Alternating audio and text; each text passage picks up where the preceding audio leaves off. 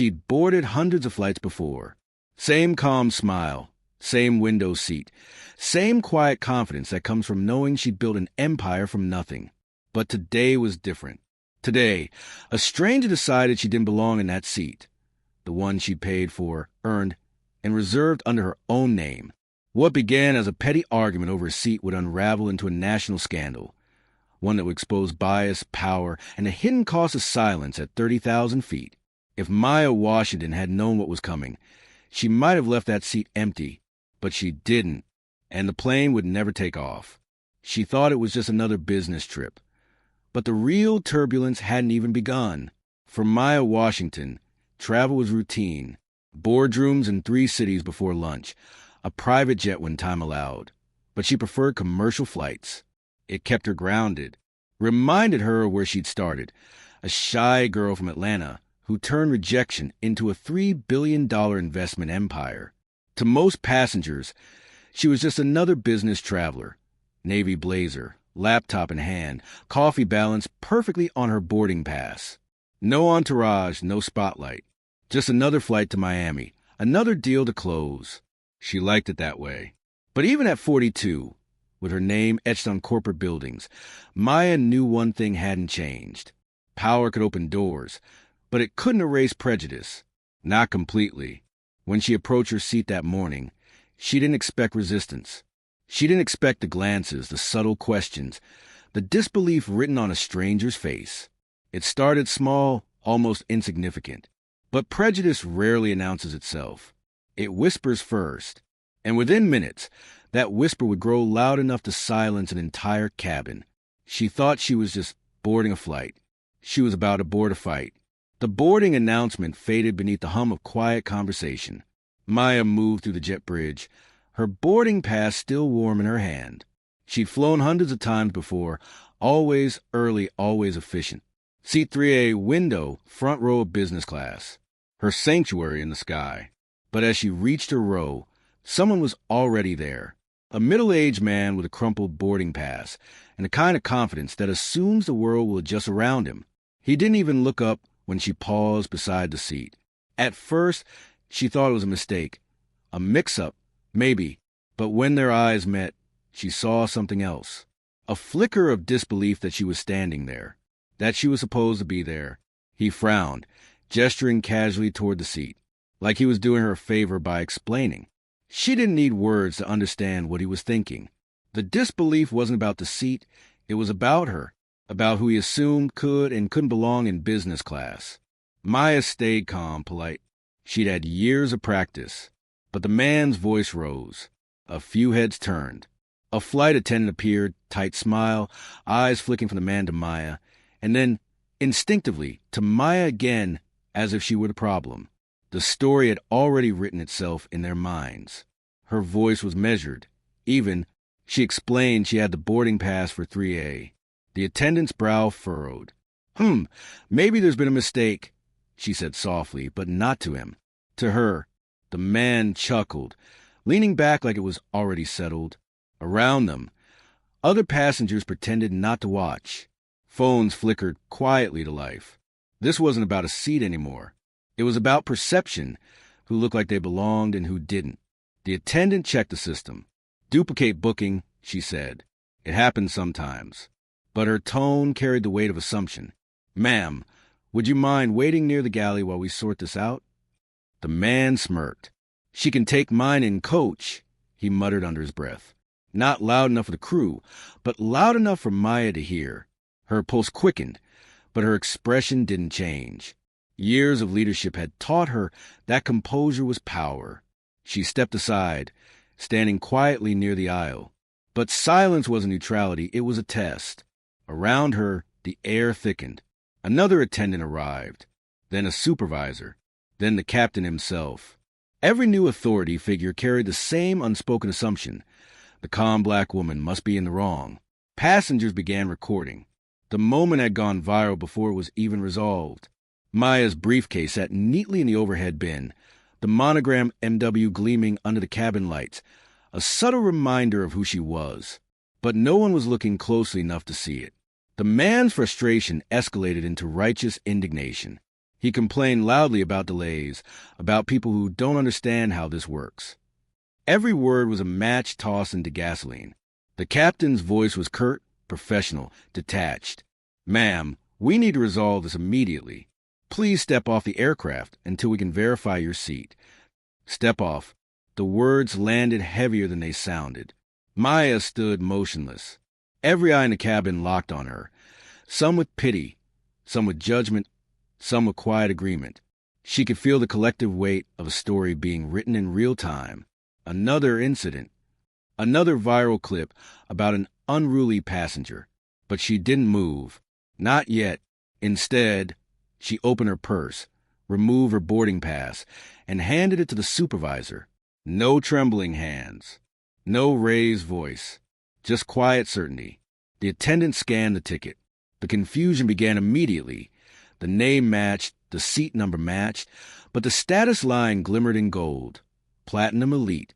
The whisper started in row 4, then 5, then all the way back. Someone was recording. Someone else was live streaming. The world outside the cabin was starting to watch. The man crossed his arms. "Must be fake," he muttered.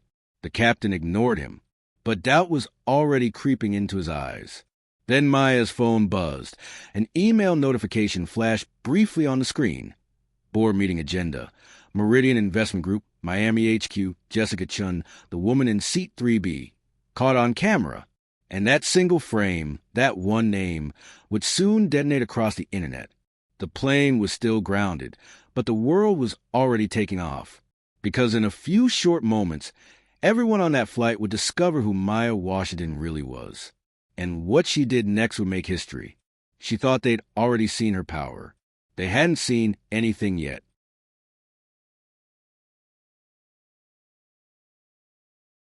The cabin had gone silent. The kind of silence that doesn't come from calm, but from shock. The supervisor's scanner beeped again. Same result. The seat was Maya's. Her name, her status, her flight. No mistake. Yet no one moved. The man still sat there, arms folded, chin high. The crew still hesitated. Because the truth was clear now. It had never been about the seat. It had been about disbelief. Maya's fingers tightened on her briefcase handle. Years of boardroom battles hadn't prepared her for this. Being challenged not for her ideas, not for her leadership, but for her very right to exist in a space she'd already earned. The captain cleared his throat, but his words faltered under the weight of the cameras. "Ma'am, we're working to resolve this," he said, voice stiff, eyes flicking nervously toward the passenger still occupying 3A. Resolve what? Her ticket? Her identity? Maya turned slightly, her gaze steady on the man who had refused to move. For a second, he met her eyes, and in that silence, an entire history spoke. Every woman who had been told to wait. Every professional who'd been mistaken for the assistant. Every quiet act of erasure disguised as misunderstanding. Outside, the heat shimmered across the tarmac. Inside, the tension was suffocating. Then came the voice over the intercom. "Due to a passenger issue, this flight is temporarily delayed. Please remain seated." A ripple of murmurs filled the cabin. People wanted answers. They always did. Until those answers made them uncomfortable. Maya's phone buzzed again. Notifications flooded her lock screen. Her name, her company. Trending hashtags already forming from the leaked video clip. The crew knew the world was watching now. The captain finally approached the man, tone suddenly softened by the pressure of exposure. "Sir, it seems this seat does belong to Ms. Washington. We'll need you to relocate immediately." But he didn't move. Not until he noticed passengers whispering, their screens lighting with her name. Not until he realized the woman he dismissed wasn't just another traveler. When he finally stood, he didn't apologize. He didn't even look at her. He just muttered something about confusion and brushed past her shoulder as if she were invisible. The captain gestured toward the seat, but Maya didn't sit. Not yet, because even though she'd won, she hadn't really. The damage had already been done. The assumptions, the stares, the humiliation of having to prove what should have been obvious. The world had seen her victory, but she felt the weight of what it cost to earn it. A journalist on board asked quietly if she'd like to make a statement. She shook her head. Not here. Not yet. Then came the final twist. The announcement no one expected. Ladies and gentlemen, due to the delay, the flight crew has timed out. We are unable to depart. This flight is officially grounded. A wave of groans spread through the cabin. People grabbed their bags, muttering about inconvenience, lost time. But Maya just stood there. The irony was sharp enough to sting. A flight grounded, not because of weather or fuel, but because of prejudice. As she gathered her things, the cameras caught one last image. Maya Washington, standing in the aisle, calm and unbroken amid the chaos. The very picture of quiet power. The man who'd taken her seat avoided her gaze as they exited the plane. But the cameras didn't. They followed her. And in that moment, she understood this wasn't humiliation. It was history. Because sometimes the ground must shake before the world learns to rise. She thought the turbulence had ended when the plane stopped moving. But for Maya Washington, the real storm was only beginning. Maya never made it to Miami that day. The deal she'd planned to close went through without her. But her name reached farther than any business contract ever could. By morning, millions had seen the video. A quiet black woman standing her ground while the world questioned her right to sit. Clips of her face filled the news cycle. Headlines framed it as a misunderstanding. Others called it a lesson in dignity. But Maya knew better. She knew how easy it was for the world to rename racism, to soften it with words that didn't sting. Misunderstanding didn't explain the looks, the hesitation, the unspoken doubt that she could be who she said she was. Messages poured in from strangers, women who had been followed in stores, questioned in offices, overlooked in meetings. People who had smiled through humiliation because they were too tired to fight every time. Her story wasn't unique. That's what made it hurt more. She didn't want fame. She wanted accountability. Not for herself, but for every quiet moment when someone else's worth was questioned because of the color of their skin. In the days that followed, the airline issued an apology. The crew was retrained. Policies were reviewed. But Maya had lived long enough to know that apologies don't rewrite experience. They just acknowledge it happened. Real change, she believed, comes only when enough people refuse to look away. And for once, the world hadn't looked away. The viral video became more than a headline. It became a mirror, a reflection of something many had tried to ignore. That prejudice doesn't always scream. Sometimes it smiles. Sometimes it wears a uniform. Sometimes it offers you another seat, hoping you'll take it quietly.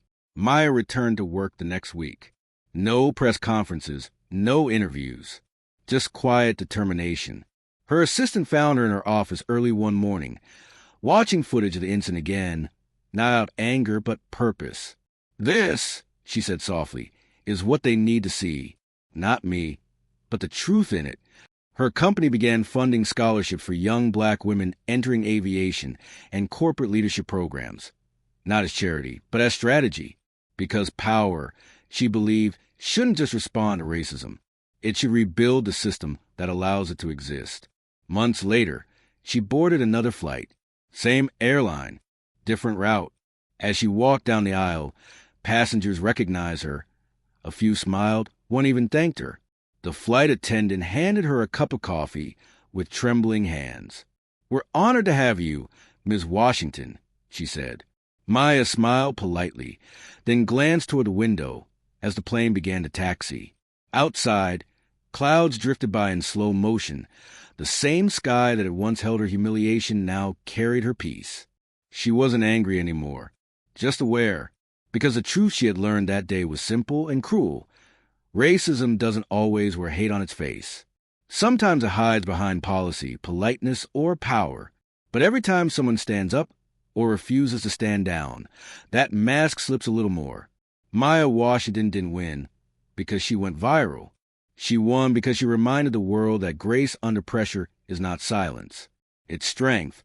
And the next time someone like her is told to move, to wait, to prove they belong, maybe they won't. Because sometimes it takes one grounded flight to remind us all what still needs to take off. The question is, how many more flights, How many more moments, how many more stories before we finally learn to see each other? Not by color, not by title, but by truth